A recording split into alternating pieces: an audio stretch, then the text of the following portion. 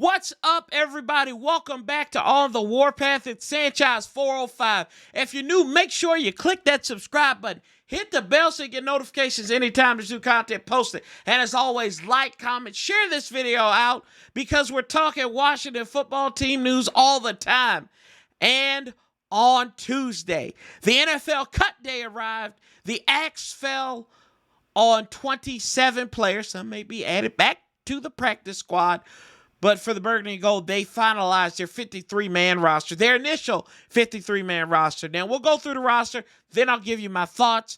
You look at the quarterback spot, they keep three, Heinicke, Allen, Fitzpatrick, as we all assume there. Three running backs, Antonio Gibson, Jaret Patterson, J.D. McKissic. More on that later. 7 wide receivers, Dyami, Brown, Samuel, Carter, McLaurin, Humphries, Milne, and Sims. You look at the tight ends, 4 of them there. Sammis, Reyes, Logan Thomas, Ricky Seals-Jones, John Bates. The offensive linemen, you had 9 of them. Tyler Larsen, Wes Schweitzer, Charles Leno, Chase Roullier, Brandon Scherff, Sam Cosmi, Saahdiq Charles, Cornelius Lucas, and Ereck Flowers. Welcome back, Ereck.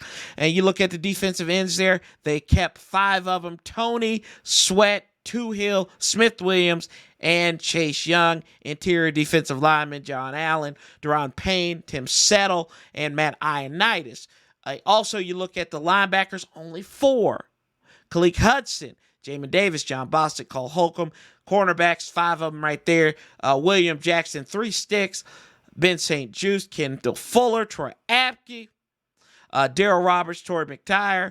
And then your safeties, Everett, Collins, Curl, McCain, Forrest. Special teams wraps up Dustin Hopkins, Tressway, Cameron Cheeseman. Some of the notable cuts here, and we'll dive right into it. Jimmy Moreland, Danny Johnson, Jordan Kanushik, and Jarrett Norris, David Mayo, Routini, Jeremy Reaves.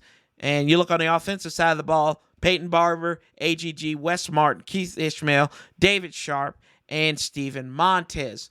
So those were part of the 27. You had some more there as well. I think David Bada was on the injury list, so he technically is still on the team. He wasn't cut. But you look at this, and the first thing that glares out to me right there, y'all, I am beside myself. My boy, 2 clouds and a dust Barber. He's gone. My boy is gone. He's gone with the wind. What happened to my boy Peyton? Where did he go? I'd like to know. He's gone on to more and better things. I don't know. Peyton Barber, look, I'll keep it real. Do I like Peyton Barber? Absolutely. But I know that he didn't fit this system. He didn't fit the system or what the needs were. You bring in Jaret Patterson, who was a darling. He's the MVP of preseason. Don't at me. Convince me otherwise. Got him there. J.D. McKissic, PPR league MVP for everybody, 82 receptions last year. And then you got Antonio Gibson. Who's going to be your short yardage back? That remains to be seen. But you, like I said, you can bring anybody in for that job, and we'll see. 7 wide receivers, not named AGG. Shocking. Very shocking. I'm not. I thought this was going to happen. But you look at Dax Milne, DeAndre Carter making the roster. Both of them. Thought one of them would, not both of them. And you carry 7. DeAndre Carter, kickoff return specialist, punt return specialist. He can do that. Dax Milne can be a returner as well. Hopefully we don't fall into the Trey Quinn trap like we did so many years ago. And I do like the fact that Milne did make it. I think he does have something to offer there, and I don't think they could have let him go away, or he would have went with the Jets. DeAndre Carter as well. Good there. 4 tight ends, and Sammis Reyes did enough to make it there. Ricky Seals-Jones made it by the skin of his chinny chin there, I do believe, but I think he will be better than what we expect. No surprises cutting on tight ends because they had Caleb Wilson, who's here for a bag of chips and a Mountain Dew. Thanks.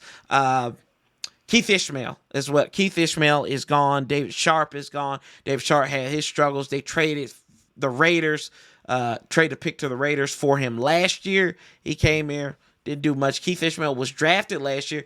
He was a flex guy for the interior lineman. He can play center and guard, but apparently, according to something I saw on Twitter, that maybe he may have been part of some partying outside of COVID back last season. Why he didn't get the axe then, not too sure. I think he was still on the practice squad. They're not on the active roster. I'd have to double check that. Somebody check it. But Wes Martin as well is cut.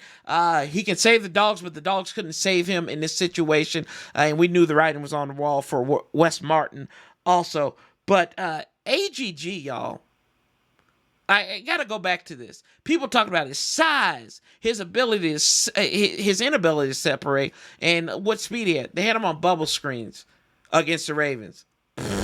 He had some nice catches, but size without anything else is like speed. This is not a Cialis commercial. We're not doing Viagra. This is nothing about size. You got to be well-rounded. I know he was a draft pick last year, and I said this to people. Rod has cut draft picks right after the year he drafted them. He has no loyalty to that. He did it in Carolina after his first season. I believe it was with a wide receiver. So why do you think he has loyalty there? So I'm not upset about it. I will go, now we flip from the offensive side of the ball to the defensive side of the ball. Now I do have some bones to pick here with you, Ron Rivera. Let me get the glasses on for you. William Bradley the King, the only guy I got right on my mock draft. The only guy. He's probably going to the practice squad. The King's going on. Where did the King go? Why you got to do this to the King, man? I thought William Bradley King, in my opinion, had a better camp than Shaka Toney. But, hey, that's why I don't get paid to do this. Love what William Bradley King brings. Hopefully he signs on the practice squad. I think there's still an opportunity for him to play here. And it's first 53-man roster. It doesn't mean all these guys are going to be here.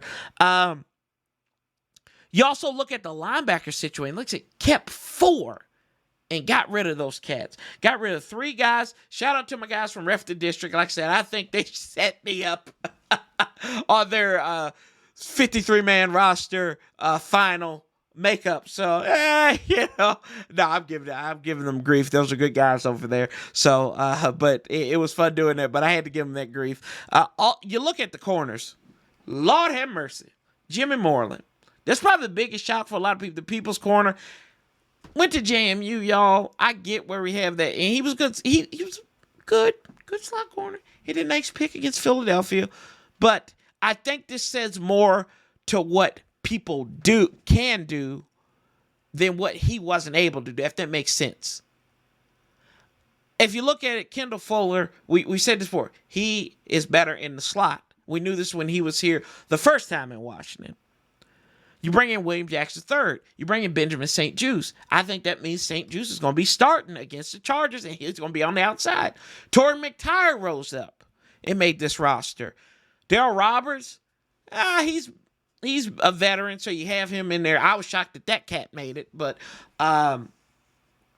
it made him expendable. You look at McTyer and Jimmy Moreland. I think he's slightly older than Moreland, but he has 2 more years of experience. What's experience got to do with it? I don't know. Just ask Tina Turner what's love got to do with it. I think that's there. They value that more than anything. And also you do have Bobby McCain as well, who can come down and play the if you need it, made the safety spot. But you look at this, Troy Apke, I don't know. He's a special team. He's a special teamer. This is where he should stay. I know they're trying to remake the band of Jason Seahorn, but either way, just keep him on special teams. Because if we get down, family, let's be honest, if we get down to Troy Apke starting ball games, we got more problems to worry about. We definitely got more problems to worry about. And another thing, let me go back to this linebacker situation. Now, I know we got position flex. That's why Tony maybe he can stand up, be linebacker.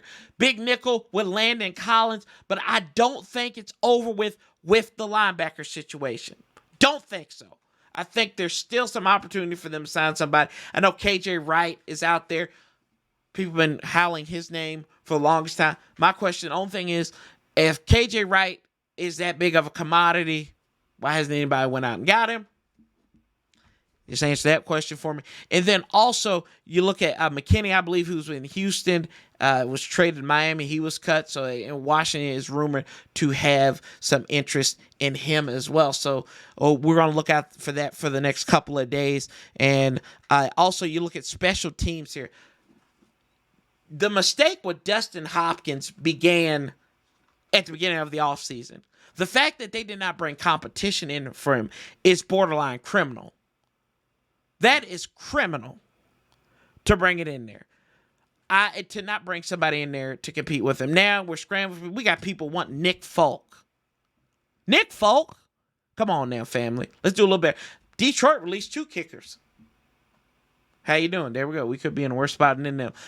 So that I think we're going to see him be there as well. Cam Newton got cut. That's probably the biggest surprise of all cuts, veteran cuts. And I think Cam could come here and play really well. 592 yards, 12 touchdowns. He'd be a great replacement to a short yardage back for Peyton Barber. Not as quarterback. We can sit here and debate all day about is he better than the quarterbacks we have on the roster. Some people say yes, some people say no. I tend to think that it's very close. Fitzpatrick, I don't think so as much. And then I think the other 2 guys, I think he could outplay them. That I do believe that. But Fitz, I don't think at this point in what Cam's doing, his body's taking a lot of blows. So interesting. So that's going to be interesting to see how that develops. Just don't go to Dallas, Cam. And all these guys. And one more thing before I even wrap this up, family. It's okay. We have depth here now. We're building depth. Maybe not at the linebacker spot, but they're building something. And when we say we trust Ron, this is the ultimate sign of trust. Doesn't mean these guys can't come back. Cam Sims, Jeremy Reaves were cut. Did not make the first 53-man roster last year. And they came up here and were big contributors last year. So it remains to be seen. I think in the cornerback situation, Chris Harris, secondary's coach, I trust his judgment as well. I think that remains to be seen.